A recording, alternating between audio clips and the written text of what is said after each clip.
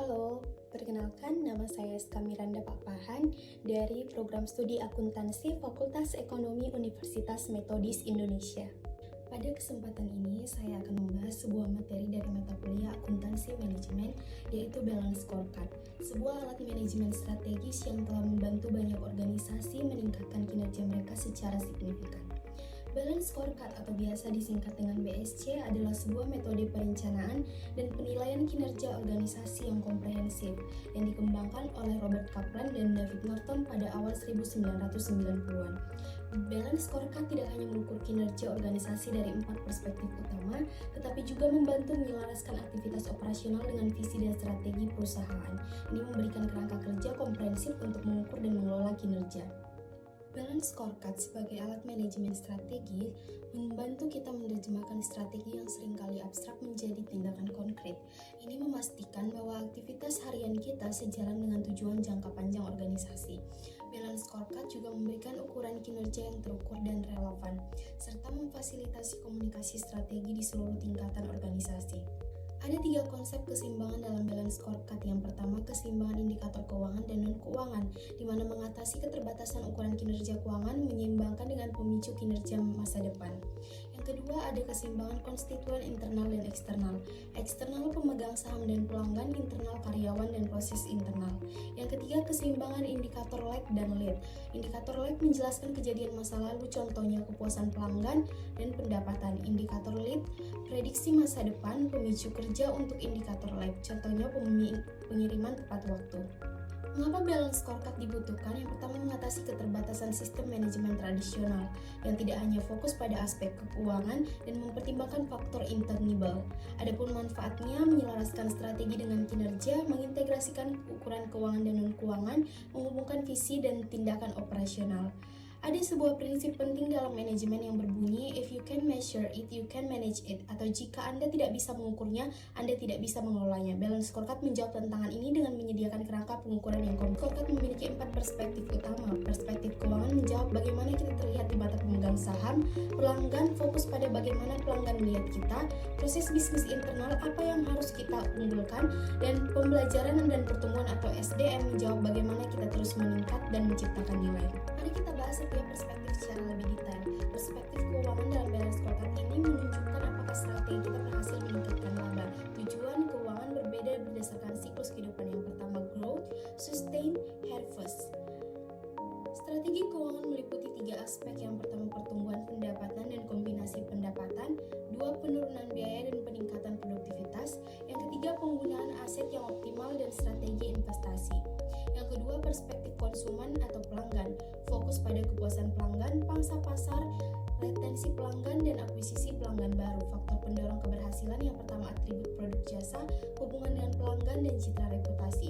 Tujuannya strategi berorientasi pelanggan untuk keuntungan jangka panjang.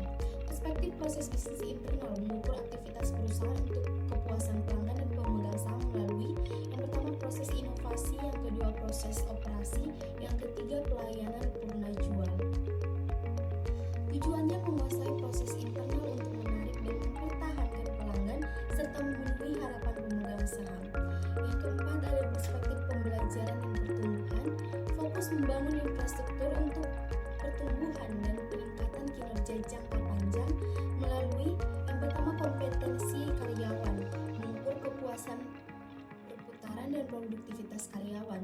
Yang kedua, infrastruktur teknologi informasi, mengukur ketersediaan informasi untuk karyawan.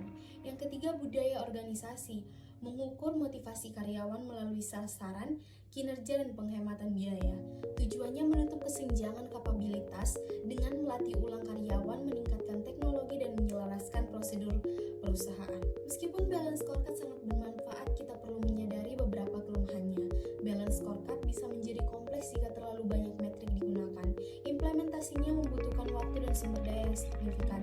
Balance Scorecard mungkin tidak cocok untuk semua jenis organisasi dan bisa mengabaikan faktor eksternal. Ada juga risiko fokus berlebihan pada metrik daripada strategi keseluruhan. Balance Scorecard pada perusahaan Apple. 4 perspektif utama yang digunakan oleh Apple. Yang pertama, perspektif keuangan, pertumbuhan pendapatan tahunan, margin keuntungan di atas 30%. Peluncuran produk inovatif, iPhone, iPad, dan MacBook. Strategi harga premium dan pengendalian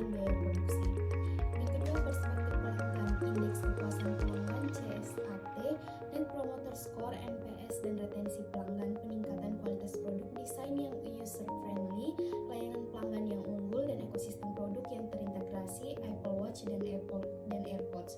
Perspektif proses bisnis internal, waktu siklus produk yang lebih pendek, tingkat cacat produk di bawah 1%, R&D yang intensif untuk inovasi produk, peningkatan kualitas manufaktur, dan pengelolaan rantai pasokan yang efisien. Dan perspektif SDM, kepuasan karyawan di atas 85%, perputaran karyawan di bawah 10%, program pengembangan karir, budaya inovasi, dan insentif bagi karyawan seperti opsinya saham dan bonus. Dengan menerapkan balance scorecard, Apple berhasil mengintegrasikan strategi bisnis dan operasional untuk mencapai keberhasilan jangka panjang dan tetap menjadi pemimpin di industri teknologi. Untuk menilai kinerja secara efektif, organisasi sesuai dengan prinsip balance scorecard, perusahaan dapat mengadopsi kombinasi berikut ini. Yang pertama, pengukuran keuangan, perspektif pelanggan, proses internal, dan pembelajaran dan pertumbuhan, dan indikator kinerja kunci atau KPIs. Sebagai kesimpulan, balance scorecard memberikan pandangan holistik tentang kinerja organisasi dan membantu menyelaraskan aktivitas operasional dengan strategi jangka panjang. Penting untuk menyesuaikan balance scorecard dengan kebutuhan spesifik organisasi. Implementasi yang efektif membutuhkan komitmen dari seluruh tingkatan manajemen dan evaluasi serta penyesuaian berkala diperlukan untuk